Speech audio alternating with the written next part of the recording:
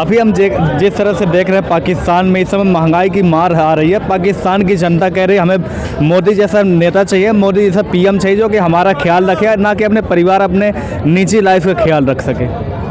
अब कैसे कह रहे हैं? पहले तो मोदी को चोर बता रहे थे, मोदी चोर चोर के नारे लगा रहे थे, योगी को भी ठग बता रहे, हमारे देश के खुद बता रहे। अब कैसे कह रहे? क्योंकि महंगाई की मार पड़ेगी इसलिए। जो इंसान अवसर का लाभ नहीं उठा पाता ना, वो इंसान नहीं है। उन्हें अवसर दिया गया था ना, उन्होंने क्या लाभ उठाया उस अवसर का? लफ्ज़ याद दे दिया, टुकड़े टुकड़े कर दिए हिंदू लड़कियों के। अब कैसे विश्वास कर ले उनसे, ये बताओ आप। हिंदू नेता चाहिए उन्हें, मोदी जैसा चाहिए। मोदी जैसा अब कैसे नौबत आ गई पाकिस्तान में मोदी जैसा नेता बनने की? ये बताओ नौबत क्यों आई? उनकी हुकूमत की बरानी आई ना। और कारण कौन है? जब हम जनता ही तो है, हम ही तो प्रतिनिधि चुने हैं, देश का प्रधान तो हम खुद चुनते हैं ना। उन्होंने क्यों ऐसी सरकार से वो किया, ये बताओ आप। आपने उनकी जनता पे उठाया कि उनका नेता जो था वो उनके कारण, लेकिन बिल्कुल, लेकिन उनके नेता कहता है हमारे हाथ में परमाणु बम है, हम किसी पे मार सकते हैं। तो परमाणु बम खा लो, परमाणु बम पी लो, पेट भरो। उनका तो खुद का भरा हुआ है ना, जनता ही तो परेशान है। वहाँ के जो हुक्मरान हैं वे तो अच्छे खासे हैं, अच्छी खासी सैलरी है उनकी, गाड़ी बंगले सारी चीज़ें हैं। जनता ही तो तरसत है ना। वे नु एक हाथ में परमाणु बम, एक हाथ में कुरान। उनके खुद मौलवी के हैं इस चीज़ के लिए कि एक हाथ में तो परमाणु बम दो ना, जनता को वो खावेगी। आतंकवादी तो कोई भी बना दे। आपने जिस बयान का जिक्र किया उसका बयान था कि हमें दुनिया गंभीरता से नहीं ले रही, हमें फंड नहीं दे रही है, हमें एक हाथ में कुरान दूसरे हाथ में परमाणु बम लेकर दुनिया में घूमना चाहिए ताकि दुनिया हमें गंभीरता से ले और हमें पैसे दे सके। तो क्या लगता है दुनिया डरने वाली है उनके परमाणु बम से? आप किसी की भी गर्दन पर चाकू रख के जो कहेंगे वो बोल देंगे। इस चीज़ का यही तो मतलब हुआ कि एक हाथ में परमाणु बम एक में कुरान। अगर वे शांति चाहते तो परमाणु बम को बराबर में रख के कुरान हाथ में लेके, उनका पवित्र ग्रंथ है, मैं किसी के पवित्र ग्रंथ पर टिप्पणी नहीं करूंगी। जैसे हमारे ग्रंथ है पवित्र, वो भी ऐसे ही पवित्र ग्रंथ है। लेकिन एक बात बताओ, एक हाथ में परमाणु बम का क्या मतलब है? यानी कि अगर किसी ने कुरान में सी बात माननी ठीक है, नहीं तो परमाणु बम से उड़ा दिया जाएगा। नहीं, वो पैसे मांगने लिए निकल रहे हैं परमाणु बम लेके। परमाणु बम लेके पैसे नहीं मांगे जाते, परमाणु बम लेके तो बस एक ही चीज़ मांगी जा, वो लफ्ज़ याद है। अभी देखा जाए इस तरह से पाकिस्तान की जनता, वहाँ के लोग कह रहे हैं हमारी स्थिति सही नहीं है, हमें भारत में अगर विलय हो जाता तो हमारे भी कल्याण हो जाता। तो क्या लगता है कि वो कहता है कि भारत अभी वहाँ मीट से लेके आटे तक और दही से लेकर दूध तक सारी महंगाई आसमान छू रही है। वहाँ का जो चिकन उनका जो फेवरेट है वो भी 1000 रुपये अधिक किलो बिक रहा है। तो कह रहे हैं भारत में जाएंगे तो हमें 200 रुपये किलो चिकन मिलेगा। अब भारत में आ जा चलते फिरते परमाणु बम को हम भारत में कैसे ले लें? आप ये बताओ, कैसे उन पर विश्वास कर लें? आज उनकी महंगाई भुखमरी है, कल हिंदुस्तान आ गया, भारत आ गया, उनका पेट भर जाएगा, फिर वे हमारे बीच में ये आतंकवादी पैदा हो जाएंगे। हम अपने देश की जय चंदू से परेशान है, एक और ले आएंगे। हमारे से बड़ा मूर्ख कौन है? और ये बताओ। योगी जी ने बयान दिया कि हमें विलय कर लेना चाहिए पाकिस्तान को, तो कैसे आप कह रहे हैं कि नहीं करना चाहिए? कुछ कंडीशन होगी ना उसकी भी, ऐसे थोड़ी रख लेंगे। घर वापसी कर ले तो हो सकता है कुछ, उसकी भी कुछ कंडीशन होगी ना, उन्हें हमारी शर्तें माननी होगी, कुछ चीज़ें ऐसी होगी उन्हें प्रमाणित करना पड़ेगा कि हमारे यहाँ के हिंसा नहीं फैलाने के, हमारा कुछ अहित नहीं करने के, उसके बेस पे। और अगर उन्होंने कहा, प्रधानमंत्री ने कहा या फिर हमारे मुख्यमंत्री ने कहा, तो कुछ सोच समझ के कहा होगा। देखिए, विलय जब होगा तो वो कंडीशंस के ऊपर होता है। अगर वो आगे वाला कह रहा है हमें, अगर उस जो उनकी स्थिति बनी हुई है उसको संभालना है तो कुछ शर्तें होती हैं, नेशन टू नेशन की होगी।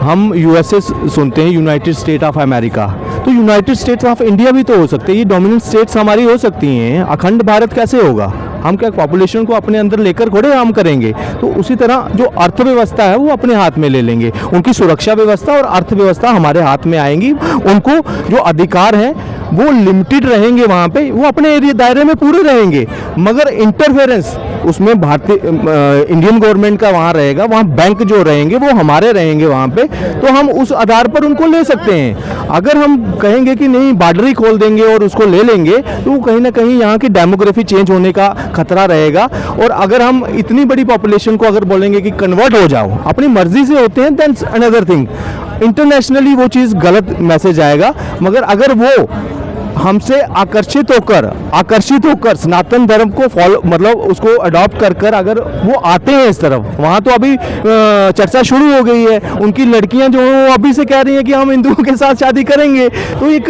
सिर्फ एक कहते हैं ना कि रास्ता देने वाली बात है। जिस दिन वो रास्ता खुलेगा ना तो वहाँ आपको ये बोलने की जरूरत नहीं पड़ेगी, लेकिन जो नेशन टू नेशन जो एग्रीमेंट्स होंगे उनके साथ उसमें कुछ कंडीशंस होंगी और वो दिन दूर नहीं है कि ये साली में सजा करना। पाकिस्तान की बात में बात करेंगे, अभी पीओजेके की बात करेंगे, ये खुद देंगे आपको, क्योंकि इनसे नहीं चलने वाला। ये फेलियर स्टेट जिसको बोलूँगा इस वक्त दिवालापन जो है ना वो निकल गया सिर्फ और सिर्फ कुछ लोगों की, जो टॉप के इनके लोग हैं ना, आवाम जनता जो है वो आज जूते मार रही है। कोई भी, चाहे वो शहबाज शरीफ है चाहे इमरान खान की, उनकी पार्टी को जूते मार रही है। ये उनकी ही करनी है। और दूसरा, आज भी सेना वहाँ पे हावी है, मगर वो दिन दूर नहीं है कि सेना का कब्जा भी एक दिन विद्रोह होगा और वहाँ वो बैरियर टूटेगा और पाकिस्तान जो है ना असल मायने में आज़ाद होगा। वो जो कट्टरपंथी उनके माइंड में सोचा बढ़ता जा रहा है, गजबा हिंद करेंगे, गजबा हिंद करते करते उनका गजबा हिंद हो गया। आज वो आटे के लिए मतलब दाने दाने के लिए मोहताज हैं। तो वो दिन दूर नहीं है, ये वापस होगा। जो अखंड भारत की पहल होगी अगर, तो पहले पीओजेके की बात करेंगे हम, उसके बाद पाकिस्तान की बात करेंगे। अभी थोड़ी देर उनको और घुटनों पे आने दीजिए, खुद चिल्लाएंगे हाँ हमें लो, अडॉप्ट करो हमें। अभी उनके प्रधानमंत्री ने कुछ दिन पहले एक इंटरव्यू दिया था, कहा हमने 3 जंगें लड़ी, हमें कुछ हासिल नहीं हुआ, अब हमें बातचीत के टेबल पे आना चाहिए। क्या लगता है पाकिस्तान से बातचीत करना चाहिए? वे ये कह रहे कि हमने जंगें लड़ी, कुछ हाथ नहीं आया, लेकिन अकड़ तो अभी भी है ना। बम वाली जो अकड़ है ना, जो आतंकवादी वाली अकड़ है, वो तो नहीं गई ना अभी। अंदर से विकार पूरी तरह से खत्म नहीं हुए ना। जब तक इंसान के अंदर विकार रहेंगे तो वो इंसान नहीं बनेगा। जब उसके अंदर विकार खत्म हो जाएंगे उस दिन उसे मान लियो कि हाँ इसके अंदर सारे गुण आए हैं और ये इंसान सुधरने के लिए तैयार है। अभी सुधार में बहुत कमी है। अभी महंगाई ने तोड़ा है ना, अभी महंगाई ने तोड़ा है। अभी जब सारी चीज़ें तोड़ेगी, जब सारी चीज़ प्रेशर डालेगी, उन्हें खुद से महसूस होगा, खुद की लड़कियों की इज्जत कैसे खतरे में होगी, दूसरे की तो डाल रहे हैं। अभी उनकी लड़कियां कह रही भारत में शादी करेंगे। शादी करने से ही क्या होगा? शादी करने से ही सिर्फ एक शादी कर ली और मन में 24 घंटे यही चलता रहा कि काफिर है, काफिर है, काफिर बोल रहे हैं। तो हमें हिंदू शब्द से भी संबोधित नहीं करते, काफिर बोलते हैं हमें। तो फिर काफिर के साथ कैसे मेल मिलाप होगा, ये बताओ आप। तो ये कहीं ना कहीं एक मानसिकता है उनके भरी हुई है, कट्टर मानसिकता। जिस दिन वो हटेगी ना तभी पाकिस्तान जो है, यहाँ हमारा जो इस्लामिक राष्ट्र हैं ऐसे, वो प्रगति के हथियार ले लिए हैं उन्होंने। अब हथियार की बात करूँगा तो वो भी अगर वो आते हैं आज विश्व के लिए, हम तो थे उस रडार में, मगर आज विश्व भी आज उस खतरे से अवगत है कि पाकिस्तान एक ऐसी चीज़ है कि पागल के हाथ में डंडा देने वाली बात है। ये जो न्यूक्लियर हथियार है ना, तो IMF भी और दूसरी एजेंसीज भी आज लगातार दबाव बनाएगी पाकिस्तान के ऊपर। और जो हथियार हैं, एटॉमिक बम है, उनको कहीं ना कहीं अपने कब्जे में लेने की, क्योंकि कल को अगर इसी आटे की वजह से उन्होंने वो एटॉमिक हथियार कहीं मुस्लिम जो आतंकवादी हैं, जो अलकायदा शायकायदा, उनको बेचना शुरू कर दिया या डार्क वेब में वो उसका नीलामी कर देते हैं, तो ये सिर्फ हमारे हिंदुस्तान के लिए नहीं, पूरे विश्व के लिए खतरा है। और ये इस खतरे को भांप जो है अमेरिका भी रहा है, रशिया भी रहा है, सारे रहे हैं। इसीलिए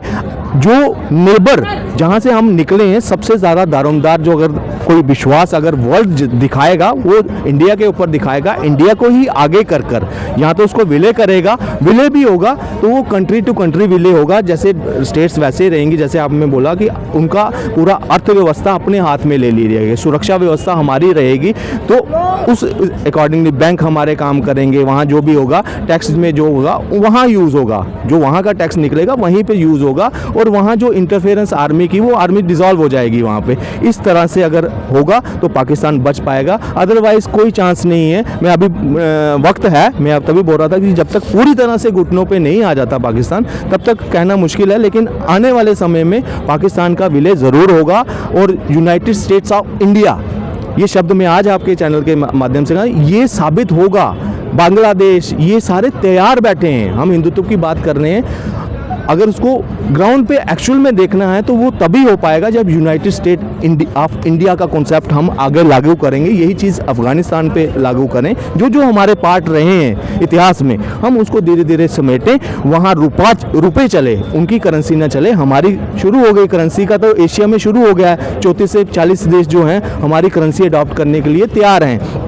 अब हमारा जो SBI है सारे बैंकों के साथ विलय कर कर एक ऐसी ब्रांच बने जो इंटरनेशनली चले। UPI हमारा चलने शुरू हो गया, हम जो बाहर जो ट्रांजैक्शन है UPI के थ्रू भी इंटरनेशनल ट्रांजैक्शन भी शुरू हो गई है। तो ये स्टेप जो है ये उसी की तरफ बढ़ रहा है कि हम जो अखंड भारत का सपना देखते हैं ये उसी से होगा।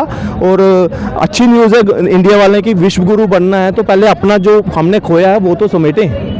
तो ये समेटने की कोशिश जो है सरकार, और इसके लिए 2024 में दोबारा हमें मोदी जी को लाना है वापस। उसके लिए कार्यरत हैं सारे, आप जैसे पत्रकार हैं वो जनता की व्यूज़ हैं वो दिखा रहे हैं।